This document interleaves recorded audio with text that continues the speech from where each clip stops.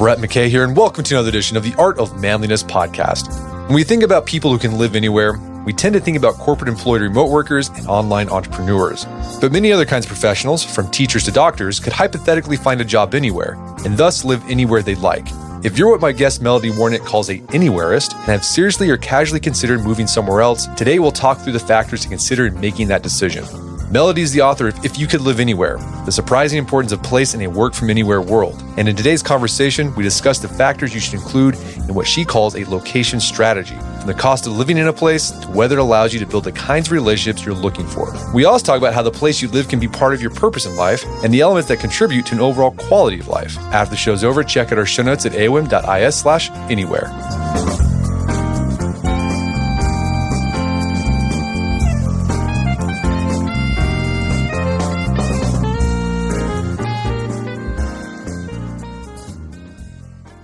All right, Melody Warnick, welcome back to the show.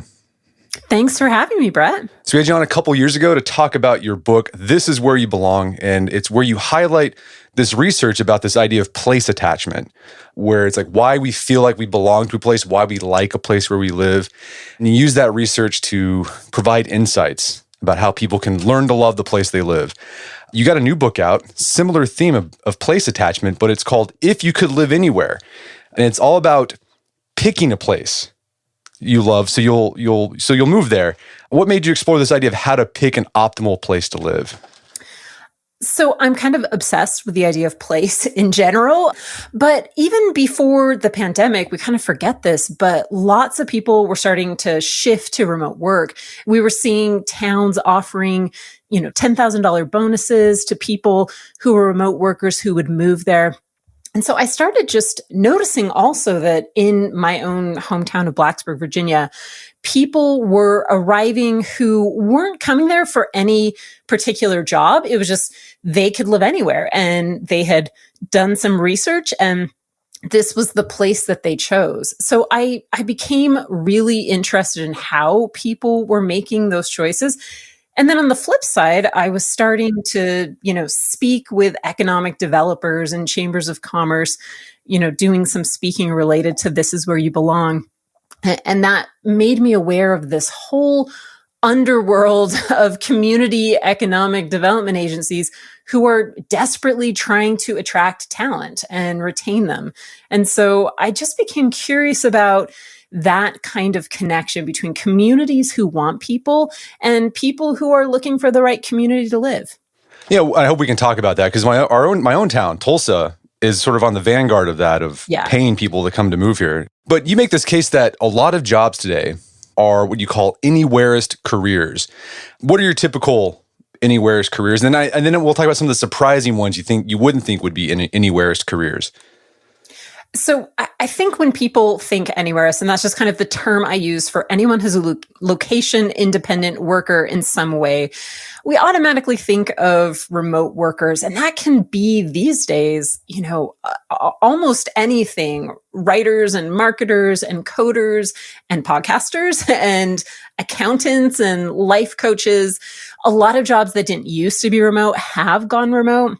Something like 30% of Americans have the option of working remotely 5 days a week. And that's like 117 million Americans. So this is not an insignificant number of people.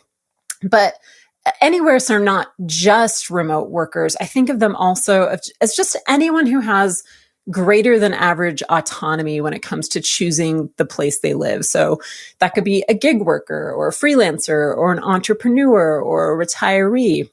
Maybe not your Broadway actors who, are still tied to a specific place, or your dolphin trainers, who kind of have limited options where they're going to live. But the other part of this is that even if you're not a remote worker, a lot of people are kind of realizing, hey, I have one of those jobs that really can be done almost anywhere. They're teachers, they're doctors, they're lawyers, they're builders, they're designers. So the jobs aren't necessarily portable, but a lot of people have kind of that anywhereist moment where they're making that choice about where to start the career or where to go next. And the answer might not be just any place, but you probably have more choice than you think, even if you're not completely location independent. Right. So like a lot of jobs, they're in demand everywhere. So I think you mentioned one person, she was a reading specialist for elementary school teacher or kids. Yeah. And so like that's like an in-demand job. And so she could just go, she could live anywhere. Like she could literally, but it's tied to a specific place, but she could be any place. Right, exactly. And that's exactly what she did. She and her husband were living in Santa Cruz and realized that their careers were, they weren't exactly remote, but they could be done in a lot of different places. And so they did this huge road trip all over the country and explored lots of different places, eventually settled in Graham, North Carolina, a small town in North Carolina, not far from Greensboro. And for the first time in their lives, they could afford to buy a house. And that meant that Janae could start a business baking sourdough bread. And so really that shift in location changed a lot of things about their lives. Well, so what this makes us interesting, this is a different dynamic from maybe what our parents are used to. Your parents would they'd move someplace because the job was there. Right, like my dad moved to Oklahoma 100%. City. Yeah, so you had no choice. You had to learn to love the place you live. Right, this is where you belong. Like the first book would be for that type of person. Yeah, exactly. And I am totally on board with that idea. And that's kind of why I wrote the first book. My husband got a job at Virginia Tech. Academics are one of those people that are kind of semi-anywhereist, where they have moments of being able to choose, but aren't entirely remote ever. And there's this feeling of you only have so many choices. You're going to go where the job takes you. But I think for a lot of people, just our relationship, our expectation from our place has changed. I think exactly what you said. It used to be that people they got the job and they went wherever the job was. And that was it. And now there's some research that people who are graduating college choose the city where they want to land first, and then they get the job. So, being in the right place is the most important thing in that equation. And I think it's important for most of us, maybe even more than we think. Well, this is a challenge though, because I think a lot of people who could work from anywhere, they don't take advantage of that because like choosing where to live, that's just like another thing to think about. And there's so many factors and it can overwhelm people. For example, my wife and I, we could work from anywhere, but we've been in Tulsa, Oklahoma for 16 years. We don't plan on moving anytime soon, probably ever. So why is it that, are some anywhereist game for moving? Because I'm sure there are other people, you highlight people in the book, they're going to try different places, but others like us aren't. I actually think that you're maybe the best case scenario. I think when people all of a sudden realize that they have that freedom to move anywhere, that they are location independent, it's sort of this heady moment. And people feel like, oh, we're wasting that if we don't move.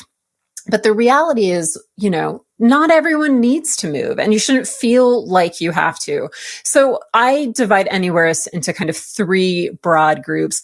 There are wanderers who are just people who really crave adventure. These are maybe more like digital nomads, people who are trying out lots of different places and aren't in the mindset of really trying to settle any particular place. And then there are seekers, who are a lot of the people I write about in the book, who have that freedom to be location independent and they want to make the most of it. They want to find the right place for them. And so they're sort of in that process of actively looking.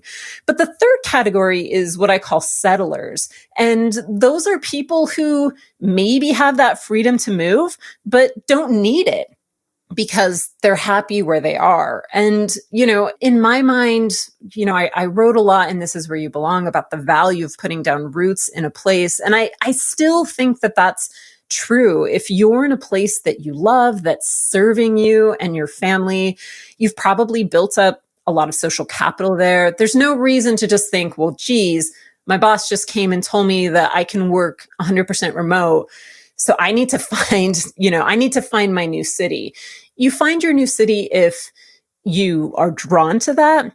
if that's going to be something beneficial for you right now, but you certainly don't need to feel like you're some sort of, remote worker loser if you decide not to do that. So how do you figure out what kind of anywhereist you are? Is it just sort of feeling like, well, yeah, if I just want to stay here, I'm a settler? Yeah, I tend to think it is just kind of your mindset around moving. And that can change throughout your time in a place. For a lot of people, it's like, we really loved this city when we were young and single, and now we're starting to have kids, and it's just not working for us quite as well as it used to. So we definitely go through, we're not necessarily just one or the other permanently. We can move across these categories. Well, if you are in a place where you can move anywhere and you think you might want to move, you recommend developing what you call a location strategy. And that involves thinking about going deep into, what's worked for you in the past, the kinds of places you're drawn to, and what elements of your life are the most important to you that you're looking for in a community. For example, might be if you have kids, really good schools are important, or you want, easy access to nature. And then you also recommend, thinking about those deal breakers. Maybe you can't deal with a place where it's 100 degrees plus in the summer, or you can't deal with like just a long, bleak winter. It's going to just grind you down. So those kind of factors. And then you think about, in the book, you focus on some big overarching factors you might want to consider when you're developing your location strategy. So let's talk about some of those. The first one you talk about in the book is recognition. What do you mean by a community giving you recognition? So it's kind of going back to that idea we were talking about, where there is this whole effort at talent attraction and retention. So there are communities out there that want you. And it's sort of like an echo of what we might look for in our workplace, right? For people to be truly satisfied at work, they need to feel recognized and rewarded and appreciated for what they're doing. I think towns kind of, especially when we're location independent or remote workers, towns become our office. They're providing some of those things that we've always saw in our workplaces, and towns can give us some of those. So I started thinking about, what are the ways that towns sort of recognize us? And I think it starts with a community that is willing to welcome you. You mentioned Tulsa Remote, which I think is the original program, started in 2018, that started offering $10,000 to remote workers who were willing to relocate to Tulsa. And, it was like BYOJ, bring your own job. And to date, around 3,000 people have done that and have brought all these economic benefits to Tulsa. And it's gone so well that dozens and dozens of cities across the country have started similar programs. So you have like Bentonville, Arkansas, that is offering $10,000 and a bike to ride on the mountain bike trails around Bentonville. Other cities are offering free land to build a house on, or a discount if you buy a home here, or we'll help you pay off your student loans. There's a website called Make My Move that catalogs these offers.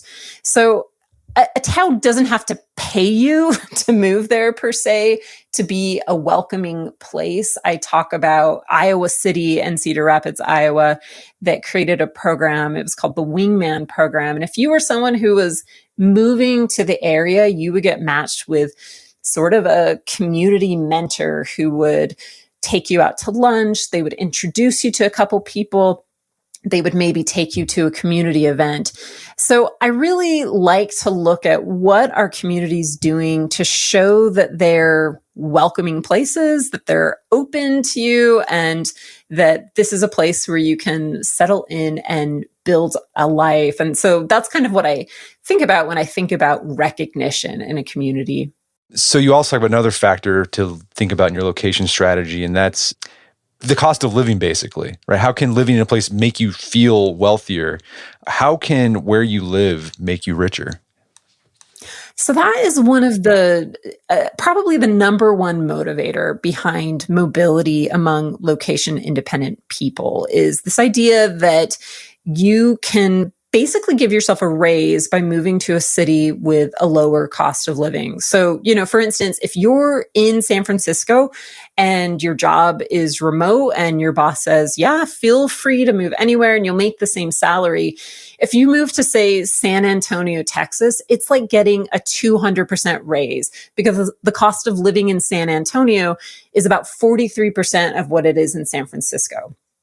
So, some companies do adjust salaries depending on where you live, but there are definitely places where your money will go farther, and a good cost of living calculator online will tell you that. I think for most of us, we're looking at home prices, which have skyrocketed in the past couple of years. And so the thought of moving to a community where, hey, I can afford to buy a home, or I can save several $100,000 if I live in, this small town versus the major big city, that's a huge factor in quality of life, right? If you have all of a sudden a lot more spare cash, and isn't just home prices either. We think about things like transportation costs or food costs, healthcare, entertainment, fuel, insurance. We call this geographic arbitrage. And that's a term for this way of kind of using your location to gain a monetary advantage. For a lot of people, that's simply something like moving to a state that has no state income tax, or moving to a state that has lower property taxes than you're used to. Some people even, move to other countries. If you are willing to go be an expat in Costa Rica or Portugal, you could have a really good quality of life for less money. And I think that is, a huge factor for a lot of anywhereists. Yeah, you saw this in the pandemic. A lot of people moved from really expensive places, like from California, for example. That's the one you hear about in the news all the time, to cheaper places because they're trying to take advantage of their jobs now remote because they had to go remote and they're going to go someplace cheaper.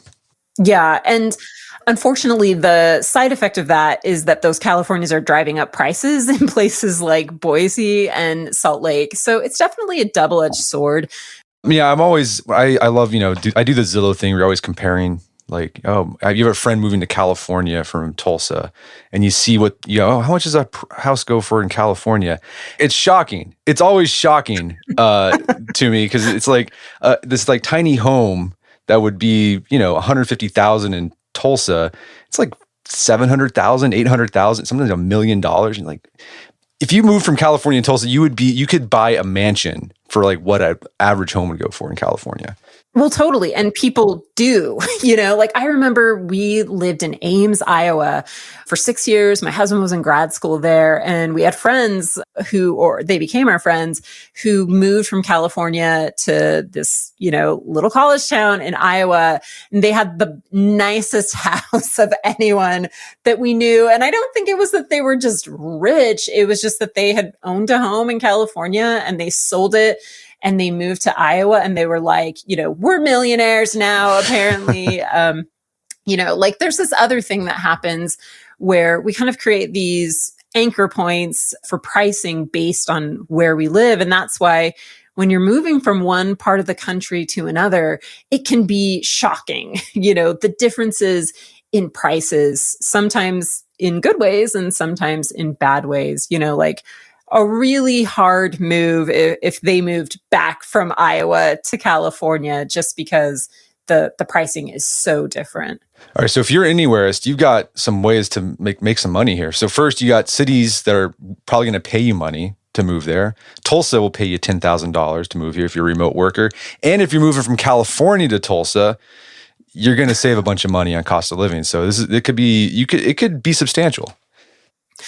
Yeah, absolutely. And this is, as we've looked at remote workers and location independent workers making these choices, cost of living and affordability is number one for everyone. And I think that's probably even more true now after a year of inflation and crazy real estate prices. So it really is a huge factor when people think about where to live next. Are there any calculators that you recommend checking out online off the top of your head that are pretty solid? CNN.com has a good cost of living calculator. I think the New York Times has one. There's just a ton out there. And, don't put all your belief in a single cost of living calculator because those numbers do change. But if you're making this decision for yourself and thinking of moving to a place based on affordability, definitely take the step to really research for yourself, how much am I going to pay for car insurance here? Or will I have to fill a boiler with oil at the beginning of winter? Expenses really can shift from one area of the country to another. Like you think of New Yorkers, one of the most expensive cities in the world, but a lot of them don't have a car. And so there are different things that can kind of balance out some of the expenses in different parts of the country. We're going to take a quick break for a word from our sponsors. And now back to the show. All right, so another value to consider in your location strategy as an anywhereist is connection. What do you mean by connection? So connection, I just mean relationships with other humans where you live. And that, I think, is probably the number one most important thing that people can have if they want to be happy in a place, if they really want to be a settler and find the right place and settle there. You have to have friends where you live. Like people, towns have personalities, which can be hard to pick up on if you're just visiting. But you think about who are the kinds of people you like to hang out with typically, and where do you imagine meeting them? I've done some location coaching recently, helping people make these decisions about where to live. And one woman I talked to, I think, took a really great approach. She was considering Denver versus Bozeman, Montana. And so she would do visits to these cities and she would kind of strike up conversations in the line at the coffee shop. For her, a big thing is hiking and yoga. So she would go to the yoga class, find a local yoga class. And then afterwards, she would kind of try and talk to a couple people and invite them to go hiking with her. And, if that was a success, that was a pretty good sign that she could find her people in this community. So I think, for a lot of us making these anywhereist moves, we're not necessarily moving to a place where we already have a lot of friends, although some of us are. That's certainly something important to consider. But, when you're looking at a community, try and figure out, where do you imagine meeting people? What are your entry points going to be to this community? I think also blind friend dates are great. The internet can be an awesome place for friends. It doesn't replace in-person friends in a new community, but I think it can facilitate that. So you throw out online, on Facebook or Instagram or whatever, hey, I'm thinking of moving to Rochester. Who do you know in Rochester? And you start having, coffee dates with people. And that can kind of give you a sense of, will I be able to make friends here? Will I find my people? Yeah, and so that's an important thing. Is you might move someplace, and let's say you have an interest. I don't know. I can't think of a hobby off the top of my fly fishing. I don't know. I'm just fly fishing. I did some fly fishing this weekend. But you move to a place and you want someone to fly fish with, but no one does that there. Well, I mean, you probably live with it, but it'd probably be better to move. If that's important to you, you might want to move someplace where there's an active, vibrant fly fishing community. Yeah, absolutely. And just kind of identifying that beforehand, I really love to play rugby. Is there a group in this town or nearby that plays rugby? Those have been my friends in the past, and they don't necessarily have to be your friends in the future, but if that's something that's important to you, identify if there's a community for that in this new place that you're thinking about, and sort of find out, how can I tap into that when I get there? No matter where you go, it's important to remember that moving sucks, and you're very likely going to have a period of time where you feel a little lonely, and it's a process to make friends in a new community. But if you can give yourself that head start of, I'm going to go to this yoga class, and I'm going to take my dog to this dog park, if you know that there's a few concrete things that you can do to try and make friends, I think it makes you feel a little better about it. Well, and speaking of communities having their own personality, some communities might be like Mayberry, right? And you think, oh, this is great. But for some people, that might actually be bad. It's like, to them, it's like these bunch of busybodies up in my business. I just want to be left alone. Like, that's important too. Like, it might be, I'm going to move to this rural town, and like the sense of community is good, but it might not fit your personalities. You're more of a loner type. Right. Yeah. And, you just might not be the small town person, like towns sort of do certain activities. And one of the things I talk about in This Is Where You Belong, which is really about, hey, you landed in this town, you hate it, here's what you do now, was learning to embrace whatever your town is good at. So, the example for me is I moved to a college town. College football is really big here. So even though I don't care at all about football, I want to be into what my town is into. And so I have made an effort along those lines to sort of embrace football to a point.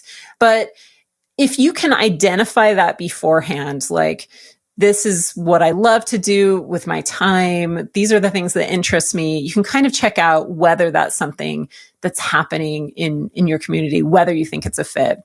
I talk in the book about a woman who was on a road trip with her husband, and they fell in love with this small Midwestern town that had really adorable homes that were affordable. And just kind of on a whim, they decided to move there. They bought a house. People were indeed friendly, but they just realized fairly quickly that they just didn't fit in. It didn't feel like them. And so she became very focused about figuring out, where are we going next? Did a ton of research. For her, it was important to be in a community that had yarn shops and movie theaters. And, she identified her dream place was Eugene, Oregon. So a far cry from a small town in the Midwest. But sometimes we have to have the experience that wasn't a fit to really identify what the fit would be. Well, related to this idea of connection is family, or proximity to family. When you talk to people who are considering moving, is living by family a big factor? It is for some people, and it's not for other people. It's one of those things where for some people, that is the thing that they're trying to get closer to parents or siblings or, maybe adult children. And for other people, it's more like, how far away can I get from these family members? We definitely saw that as a driver of moves during COVID. I think that was an aha moment for a lot of people. I live on the other side of the country from my family, and all of a sudden there's this, pandemic that's going to keep me from having any contact with them for a long time. And studies have shown that almost half of Americans during COVID had some sort of reassessment moment of where they were living. And I have to imagine that family factored big into some of those decisions, like having support as you raise kids or being near aging parents. So I think there's also research that shows if you live within an hour of several family members, you're more likely to stay. So I think family should be a big consideration, at least a consideration in the sense of you need to decide really intentionally whether this is important to you to be near family. And, it's okay to decide that it isn't, but it's something that everyone probably needs to weigh. My family, in our mobile years, never really prioritized living near parents and siblings. We ended up in Virginia. Most of our family is in the West, Arizona and Idaho and Utah. And I have to say that there's a little regret there, honestly. My kids are teenagers and beyond, and every so often they kind of complain about they didn't really know their grandparents really well, or they didn't really know their cousins. And, we're always making trade-offs like that when we decide where to live. So, that's a question to ask yourself. What are you going to regret most when you make a choice about where to live. Yeah, it's a tough one because in my experience talking to people about this issue, it's like the grass is always greener. It's like people who live away from their families, like, oh, I wish I lived near my family. It'd be so great. Mom and dad could help out, and the kids can know their cousins. And then the people who live by their family, like, oh my gosh, I need to get away from my family. There's like so much drama, and it's just crazy. I'm just tired of it. I need some space. It's hard to figure out. I think you don't know until you actually do it. Yeah, it definitely is super complicated, and it makes life complex. We actually had friends here in Virginia who just a couple months ago picked up and moved back near family, didn't have a job, just decided this is the thing that really matters to us. And so far, based on what I've seen on her, Facebook account, they're super happy with that decision. They're doing dinners with parents and siblings, and cousins are playing with each other. So, maybe that's like the idealized honeymoon phase of living near family. You have a couple months where you're just like, this is amazing. And then all of a sudden there's, the drama and the angst of it. Yeah. So it's not without its problems for sure. Family is complicated. So another factor is this idea a community can help you feel a sense of purpose. How can that look in your life? So that, again, kind of goes back to this idea that, our town can sort of provide some of the things that typically we've looked for in our workplaces. There was a study that Adam Grant did with Facebook where they surveyed thousands and thousands of Facebook employees all over the world and asked them what mattered most to them in their job, what helped them be engaged and feel satisfied with their work. And it sort of boiled down to what I call the 3 Ps: profession, people, and purpose. So profession just being people want to feel like they are good at their job, they're learning new things. People is you want to feel like you like your boss and your colleagues. But purpose was this category of people want to feel like the work they're doing has an impact in the world, that it's making some sort of positive effect on the world. And the reality is, how many of us have a job like that, right?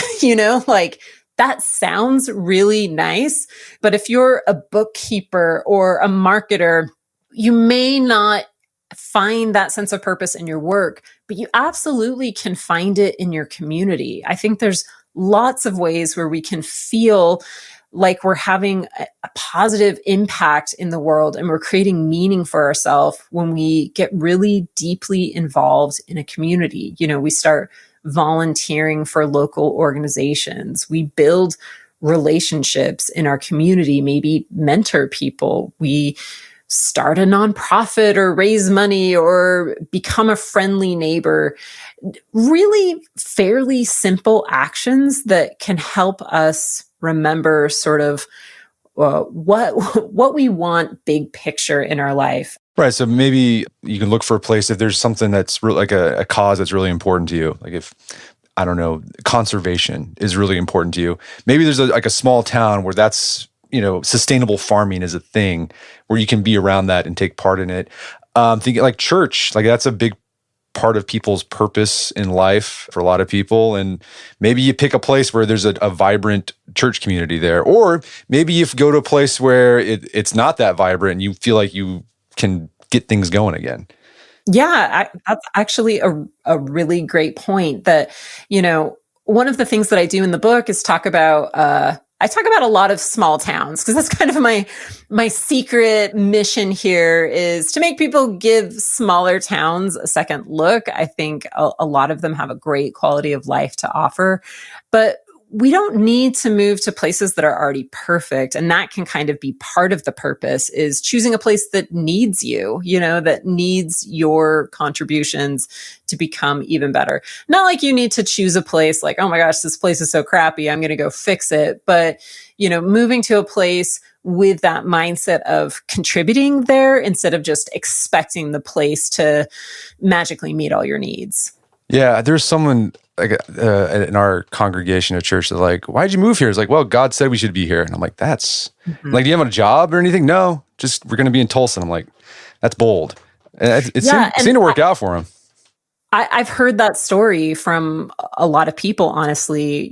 People who are spiritual or religious allow themselves to be drawn to particular places. They maybe don't even know why, but that's pretty common to feel like God called you to a place. And I think that that's a real thing, that we all kind of have missions in life that we're fulfilling, and we fulfill them in our towns, in our cities. It's the whole, think globally, act locally. And so wherever you end up, that's the local where you're going to act and where you have a chance to make an impact. So another factor is this idea of happiness. What factors contribute to your happiness in a community? So I talked about affordability being something huge that a lot of anywheres are looking for. The second thing that anywheres are looking for is quality of life, which is a really sort of nebulous term that I like to describe as just your access to the things that make you happy on the daily. So we know that there are a few things that have been proven to make people happy in their places. People having social connections is a huge one. Walkability. People tend to feel more content in places that are walkable. There was a study about a decade ago from the Knight Foundation and Gallup that found that the three most important factors to people feeling satisfied in the place they live are aesthetics, social offerings, and openness. So feeling like the place you live is beautiful, feeling like your place has things to do and people to do them with, and feeling like your place is welcoming. Those can make you feel happy. But again, those vary dramatically from person to person. What I find beautiful in a place may not be what you find beautiful in a place. So it's kind of becoming, familiar with what that looks like for you. And I sort of think, understanding what in your daily life will bring you joy. One of the stories I tell in the book is of a couple, Amy and James Hebden, who were living in Seattle. Amy started her own business and James joined her. They could move anywhere and Seattle was really expensive. So they started this process of looking around, but their number one consideration was honestly chickens. They really wanted to raise chickens. They were excited about having the chicken kind of life and, like having a garden and canning peaches and things like that. That was really high on their list of what's going to make us happy in our daily life.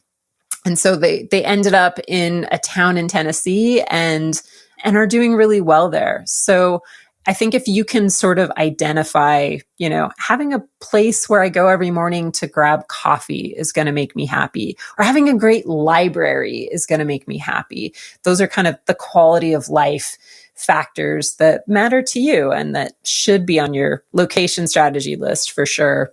Yeah, you highlight the mayor of Paris, Texas. She had an initiative to make it a 15-minute city where you can get to anywhere in the city in 15 minutes, whether by foot or public transit or bike. I kind of like, that's one of the things I love about Tulsa is that you can get anywhere in Tulsa in about 20 minutes or less. You can get downtown in 20 minutes, have a great meal, and then get back home in 20 minutes. But then it's also, I love the location because we're like really close to nature, but I'm still in the city. Like that's important to me. I would hate to live someplace where I'd have to drive hours to get someplace remote. But with Tulsa, man, we got everything. We got the Apple Store. We've got a big arena. Taylor Swift comes. But then I can go to the Ozarks if I want to. Yeah, I love how you're selling Tulsa right now. Tulsa's great. This is what you do when you love a place. You develop this thing called place attachment, which is just those feelings of being at home. And one of the signs of place attachment is actually, I like to tell other people about where I live. And so I love that you're doing that, Brett. Like, hey guys, Tulsa is the best and you should come live here. Right. If you live in California, you can buy a mansion in Tulsa. And then Right. we'll go to the BOK Let's get all the Center. Californians to relocate to Tulsa. We got the river walk. We got like nice trails along the Arkansas River. It's fantastic. So this is all these factors they're really abstract. Like you can go online and do some research in these different Facebook groups, but you don't really know until you actually visit the place. Like how do you? Let's say you've created this spreadsheet of different places. Do you recommend just actually going there and kind of giving these places a test drive? Yeah, for sure.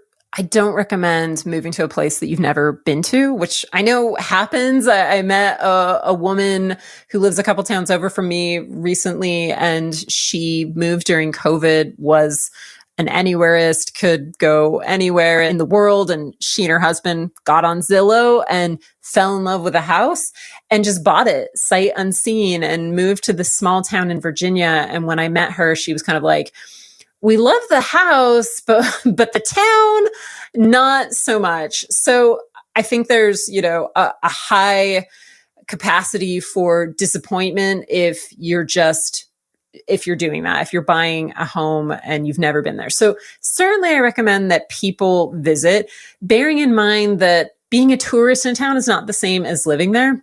So, I mentioned people who have done, a month each in different cities, or who have done a road trip around the country. If you can swing that, I think that's a great approach.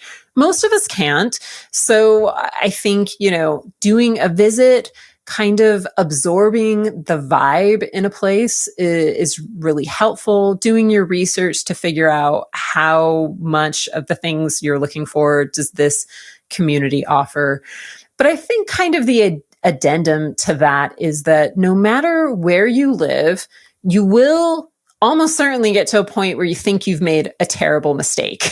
It's almost inevitable. And that's because no town is perfect, and it may take you a hot minute to discover why. But B, it takes a while for us to fall in love with communities. Place attachment peaks about 5 years after you move somewhere. And 5 years is a long time to feel like you don't necessarily fit in. So I think, we can choose to be intentional about falling in love with the place that we've chosen, even though, once you move there, you might discover some of those faults. And also, none of these decisions have to be permanent. You don't have to stay in a place that turned out to be horrible for you. But I think you got to give yourself a lot of grace, and you have to give your new community a lot of time. This is just a process. Even, no matter how carefully you've chosen, it just is going to take a little while to really fall in love with that community. Okay, so yeah, do a test run. I imagine the best way to do a test run is, instead of staying in a hotel there, like do an Airbnb, like in a home, right? So you actually feel what it's like to live, right? Because like the hotel's usually off by the highway and it's different. Airbnb it for a week. If you can do a month, fantastic. And then, yeah, give it time, because it takes a while to get that place attachment. And then, yeah, don't be afraid to course correct. I mean, you talked about that one family, they went to Iowa and they're like, we don't like Iowa or the Midwest, wherever they were, and they went to Eugene, Oregon. Right. Yeah. So you definitely can course correct, but don't course correct too soon. Okay. Be as intentional as you were about creating a location strategy for yourself and being really thoughtful about where you want to live. You should be just as intentional and thoughtful about settling into the place and trying to make it your home. So yeah, I think doing a test run, staying in an Airbnb, trying to meet people, attending community events, eating at local restaurants instead of McDonald's, like living like a local would live. A week isn't probably enough time, but it will certainly give you a sense of what life would be like in this place, which I think is what we're all imagining for ourselves. What would it be like to live in this place? Well, Melody, this has been a great conversation. Where can people go to learn more about the book and your work? You can go to my website, which is my name, melodywarnick.com. And I have links to my books, This Is Where You Belong, and If You Could Live Anywhere. And you can also subscribe to my newsletter, which is all about place and why it's so important to us. Fantastic. Well, Melody Warnick, thanks for your time. It's been a pleasure. Thanks so much, Brett. I loved it. My guest today was Melanie Warnick. She's the author of the book, If You Could Live Anywhere. It's available on Amazon.com and bookstores everywhere. You can find more information about her work at her website, melodywarnick.com. Also, check out our show notes at aom.is/anywhere, where you find links to resources where you delve deeper into this topic.